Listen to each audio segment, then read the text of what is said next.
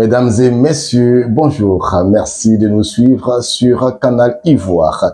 Dans une conférence de presse donnée le dimanche 1er octobre 2023, le président de l'Association des libraires et distributeurs de livres de Côte d'Ivoire, en abrégé ALDLCI, a dénoncé ce qu'il a appelé le non-respect des décisions gouvernementales relatives à la distribution des manuels scolaires de la part de certains éditeurs ivoiriens. Si selon M. Koulibaly Boubacar, plusieurs maisons d'édition se rendent coupables de cette décision gouvernementale, le décret numéro 2019-103 du 30 janvier 2019 sur les achats institutionnels, la maison d'édition Les Classiques ivoiriennes en est le leader de ce désordre dans le secteur. On écoute tout d'abord M. Koulibaly Boubacar, président de la LDLCI. Le 30 janvier 2019, le président de la République a signé un décret sur les achats institutionnels. Dans ce décret, on dit que tout acheteur institutionnel, que ce soit un mécène, un membre du gouvernement, une institution étatique qui veut s'approprier des livres dans le cadre d'une distribution gratuite ou bien pour faire une bibliothèque, doit s'adresser directement au dernier maillon de la chaîne du livre qui est la librairie.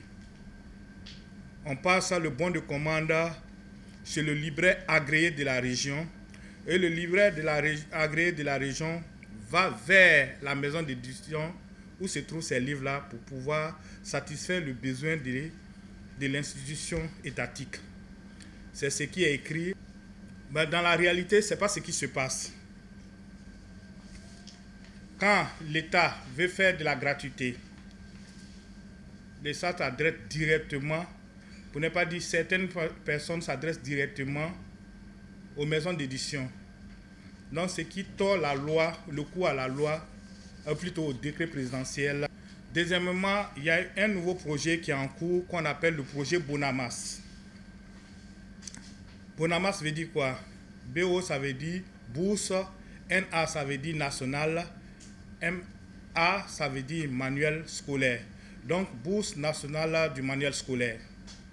Avec ce projet Bonamas, le parent d'élève, ou bien l'élève a 8 manuels scolaires pour 10 000 francs. Là, nous voyons que l'État est soucieux. L'État veut que tout le monde puisse avoir, et tous les élèves puissent avoir les livres et tout ça. C'est très bien. Dans la forme, c'est très bon. Mais dans le fond, ça fait entorse à la loi. Plutôt, ça fait entorse au décret. Le décret nous dit que quand ce genre de truc doit se présenter, on s'adresse directement au libraire agréé. Et dans ce décret, l'objectif, quand tu prends la fin du décret, le président de la République dit que c'est fait pour que les librairies puissent survivre et pour qu'on puisse avoir assez de fonds pour pouvoir créer de nouvelles librairies sur toute l'étendue du territoire. Mais avec le projet de Bonamas, dans sa forme actuelle, dans le fond actuel, ça tue carrément la chaîne du livre, surtout ça tue la librairie. Donc nous venons sur ce plateau pour dire à l'État d'agir avec son pouvoir régalien. Je vais aller au deuxième point de notre conférence de presse. L'arrêté numéro 0045 du 6 septembre 2021 de Madame la ministre Marietou Koni, ministre de l'Éducation nationale et de l'alphabétisation. Il est formellement interdit de déposer les livres à l'école. Il est formellement interdit de vendre les livres à l'école, les livres et les manuels scolaires. Parce qu'elle sait bien que lorsque le livre est acheté directement dans la librairie, le livre est au prix officiel. Mais par contre, quand le livre est déposé dans les écoles par certaines maisons d'édition véreuses, le livre est 2 ou 3 fois plus cher. C'est pour cela, en tant que libraire, surtout en tant que parents d'élèves, nous levons contre cette attitude pleine d'incivisme de certaines maisons d'édition. En l'occurrence, nous pouvons indexer directement une maison d'édition qu'on appelle les Classiques ivoiriennes, qui disent qu'ils ont signé une convention avec les catholiques, le diocèse, avec toutes les écoles confessionnelles. Et aujourd'hui, ils ont répandu un peu leur venin un peu partout, même dans les écoles publiques, où ils déposent ça et là les livres et transforment du coup les enseignants en vendeurs de livres. Donc, nous le dénonçons avec la dernière énergie. Martin Luther King nous disait que si nous taisons sur notre liberté s'arrête au moment où nous taisons sur les choses graves. Vu le caractère fort des accusations portées contre la maison d'édition Les Classiques Ivoiriens, l'équipe de Canal Ivoire pour équilibrer l'information afin de situer les responsabilités s'est rendue au siège de la maison d'édition Les Classiques Ivoiriens 6 à Cogodi. Nous avons pu rencontrer M.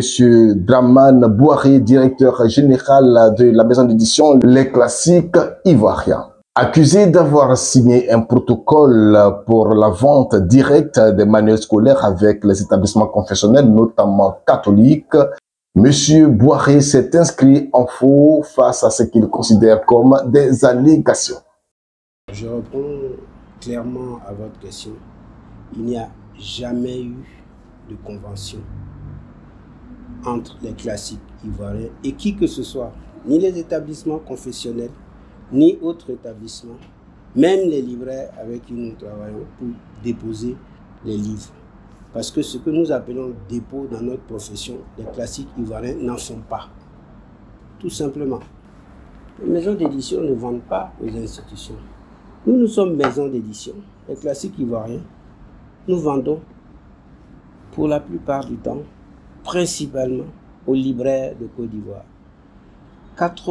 Plus de 90% de nos marchandises, de nos ouvrages d'ailleurs, c'est ça, puisque c'est de ça qu'il s'agit, de livres scolaires, sont dans les librairies. Vous pouvez le vérifier. Vous allez à la librairie Carrefour, à la librairie de France, à la librairie de Long à Boaké, à la librairie, je vais citer, à Dabou. Nos ouvrages sont dans les librairies.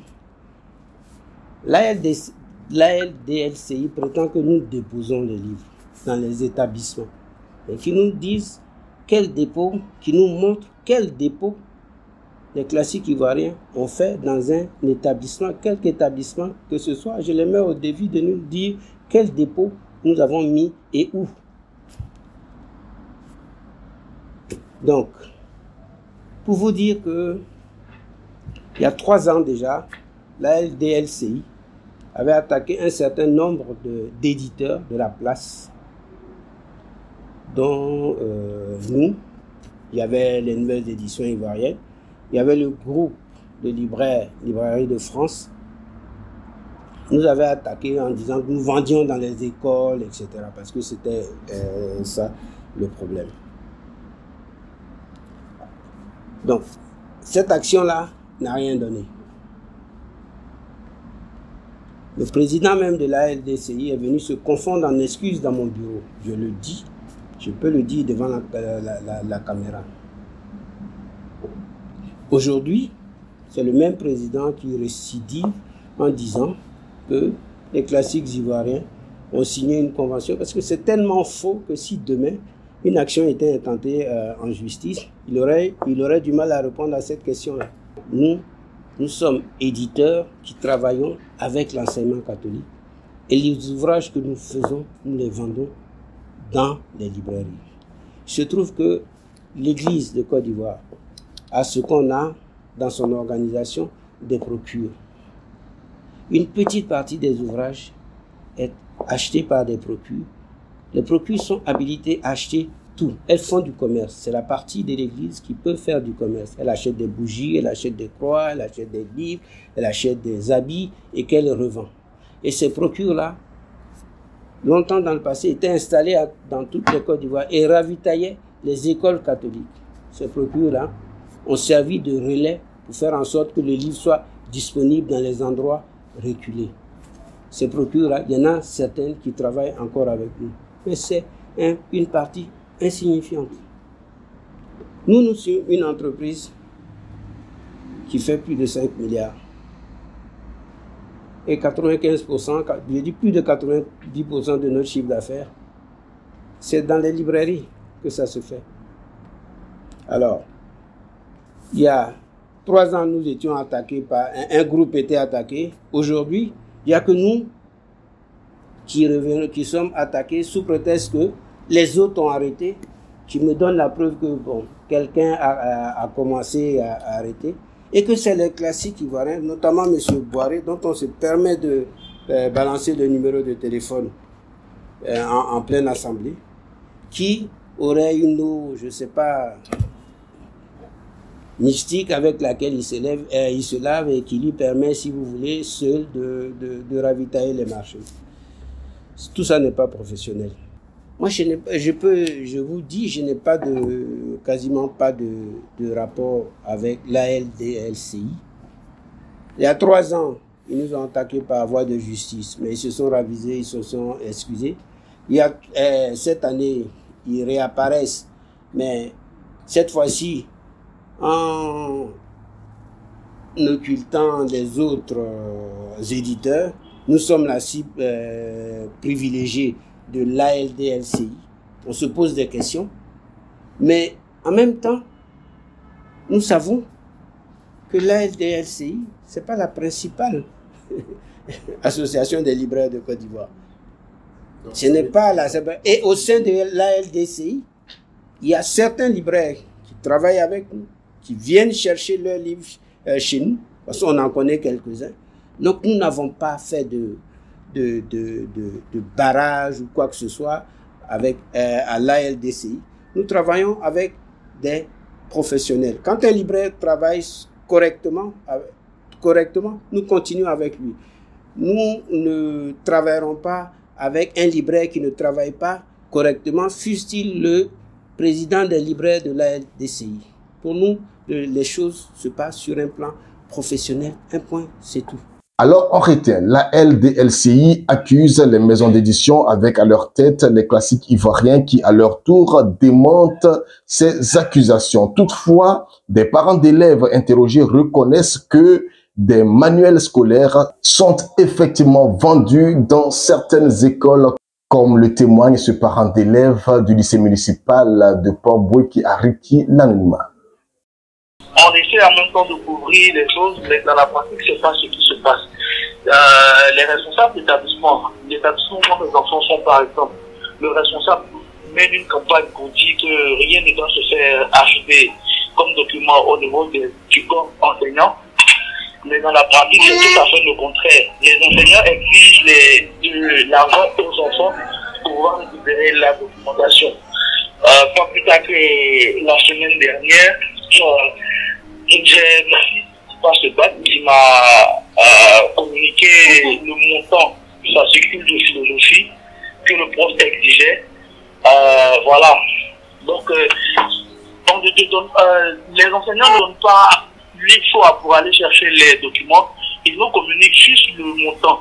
Bon, c'est vrai, il y en a qui font l'effort d'être dans les bonnes règles, mais pour la plupart du temps, c'est comme ça. Le prof d'art plastique qui vient, qui vous dit, bon, ben voilà les papiers qu'on sont avec lesquels moi je décide de travailler, mais vous les achetez chez moi.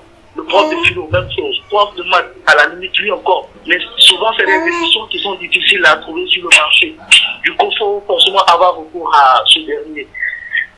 À la question de savoir qui est à l'origine de cette pratique dans les écoles, M. Boiré répond. Je ne suis pas opposé aux enseignants. Les enseignants, ce sont nos partenaires, ce sont eux qui écrivent les livres. Mais il y a des fascicules qui sont vendus par les enseignants directement aux élèves. Je suis opposé à cela tout simplement, tout simplement parce que les fascicules sont des écrits des enseignants qui ne subissent pas la validation du ministère et qui se trouvent dans la main de nos enfants. Alors moi, je vous renvoie vers ces journalistes qui étaient avec vous. Quand l'enseignant lui dit, quand son fils vient lui dire à la maison, le maître dit d'acheter le fascicule, est-ce que lui, qui est supposé être éclairé, est-ce qu'il demande à son fils, est-ce que ce fascicule a été validé par le ministère? Si le fascicule n'est pas validé par le ministère, personne n'est obligé de l'acheter. Alors, les parents aussi ont l'obligation, le devoir de savoir ce qui rentre dans le cartable de leurs enfants. Parce qu'on parle du coût du livre, on parle du désordre qu'il y a sur le marché. Tout ça y contribue. Et les parents doivent faire attention à cela. On est tous parents d'élèves. Nous, d'autant plus, on doit faire attention à cela parce que nous, on a la chance d'avoir l'information. Voilà, donc pour répondre à votre question. Merci de nous avoir suivis. Avant de clôturer ce chapitre, retenons qu'il est important que depuis les gouvernants aux parents d'élèves, en passant par les éditeurs, les libraires et même les chefs d'établissement, chacun se doit de prendre ses responsabilités afin de permettre aux apprenants d'être dans les meilleures conditions de formation.